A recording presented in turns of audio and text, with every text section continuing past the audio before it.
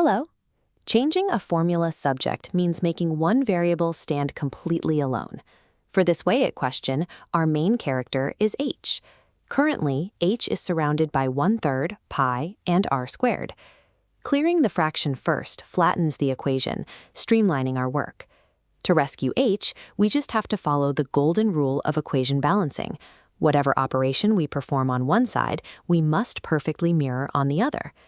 Since h is being multiplied by a 1/3, we can clear it by doing the exact opposite. We multiply both sides of the equation by 3.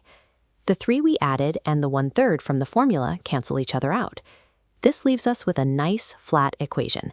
3v equals pi r²h. Now we look at what remains. The pi and the r² are sitting right next to h as a single multiplying block. We can detach that entire block by dividing both sides by pi r². On the right side, the pi r² on top strikes through the one on the bottom. Our h is completely free. It might look a little backwards sitting on the right side, but an equal sign is a two-way street. We can just flip the whole equation around, so it reads h equals 3v over pi r². This process shows how isolation works. By identifying how a variable is attached and applying the opposite operation, we can methodically clear away each layer. Now it is your turn to test this logic. Pause the video right here and try to isolate the target variable for both of these quick quizzes. For the first one, x is multiplied by 5. By dividing both sides by 5, the numbers cancel out, giving us x equals y over 5. The second one uses identical logic. Because h is multiplied by b, we divide both sides by b. They cancel, leaving h equals a over b.